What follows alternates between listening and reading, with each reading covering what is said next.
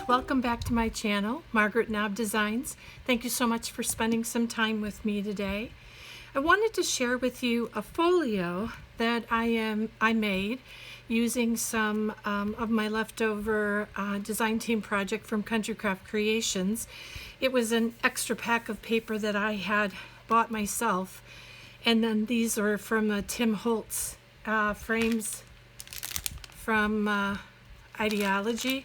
I got this for some of my projects, but I thought these might work very well on here because I couldn't really use a lot of ephemera in this folio.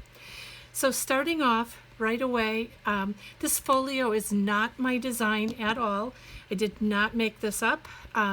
It is from a tutorial that MayMay did for MayMay Made It, and I'm doing this for a swap that she's having with people who watch her videos, or people who wanted to buy into the swap. And so this was my first folio. I believe we have to make 2 folios and then send them in, and then we get 2 folios back. So this is my first one, and just to give you a little bit of information, this paper that I used is Bird Waltz from Blue Fern, and it is an older collection. There still is some out there if you search for it, but Blue Fern has such great collections. You could use any Blue Fern collection. The one thing that I'd be careful of though is this did get a little bit thicker because of the Blue Fern paper, so I wouldn't use a really thick cardstock for making the folio if you're going to be using some Blue Fern pattern paper, because that'll really make it very sturdy. So I've got these here. These are put on actually with temporary tape, so that the individual who gets this folio can pick these up and put, if they want to put a butterfly behind it, or pictures behind it or something, I'm going to leave it so that they can do that. And then this folio itself measures 6 by, I think it's 6 by 8. Oh yeah, 6 by 8.5. One of the cool things about it is that it takes 3 pieces of 8.5 by 11 and 3, I used under 3, maybe 2.5 pieces of 12 by 12 cardstock. Kind of depends upon how you use your leftovers and things like that. But so getting into that, there's this flap here, and I have a magnet right underneath here. Also, just a little bit different than most of my albums that I make. This is 1/4 of an inch, so it gives me an 1/8 of an inch border all the way around. So an 1/8 over here, an 1/8 over here. So I cut this paper exactly like MayMay's design was, and with a 1/4 inch. So.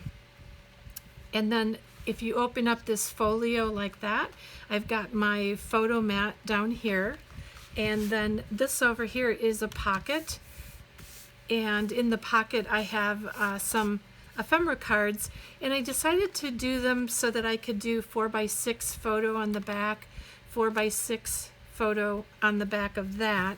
I could have done it where I folded those in half to make little booklets, but I really like the way that I could get a 4 by 6 photo in there. The other thing is that normally I would put some ephemera in here, but there's 2 reasons why I didn't. Is because number one, the paper is so gorgeous, and I think it'll look so nice with a picture in here that the receiver puts in. I think it'll look nice. The other reason, my second reason, is that this is getting a bit, it still shuts, but if I added much more in there along with the photos, it really would be kind of a tight fit. So I think it's better without the ephemera. And then this opens up this way, and we've got some other photo mats right in here. I took both of these, and I put a 4 by 6 mat on the back, a 4 by 6 mat. I also bought this stamp from MayMay. That was a collaboration with MayMay Made It and Genevieve Designs. This is the place photo here. She's got a couple other really cool things: favorite memories, special moments, our story, and then she's got our story in script, special moments in script, and favorite memories in script. There's also date, and then a date in script, place photo here in script. But there's even a little heart in there.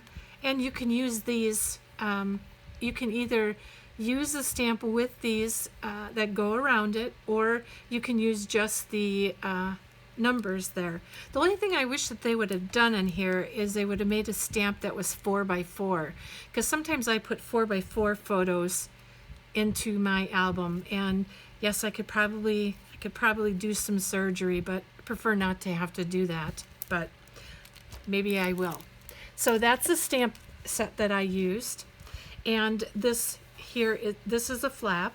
So then this closes up with our mat there, and then this opens up to here, and we have a spot for 4x6. If I have some ephemera, I may put something in here. The other thing that I actually thought about doing was putting kind of a journaling spot down there. I'm not sending this off right yet, so I'm going to, I may add that before I'm done. And that is the folio. It's 1, 2, 3, 4, 5, 6, 7, 8 photos that I have planned for, but you could do photos, you know, in the back of here, or even small ones coming down here. But the thing that's really nice, what I really like about this, is that it's just enough for a special occasion. If it was maybe a, you know, just a night out, or you know, a quick visit with somebody, just to really put in the highlights, I just think it makes it very special. So again, this tutorial is from MayMay Made It, and I'll put the link to her tutorial in my description down below, and so that if you'd like to go through her tutorial, it'll be in there. I will be coming back and doing this folio again at least one more time, if not several other times, because I thought it was a great idea for using up some of my other collections that I've made a larger album or something with. So thanks so much for spending time with me today. I really appreciate it, and I appreciate any comments, or if you share this video out, that would be awesome as well. Thanks so very much. Have a great day.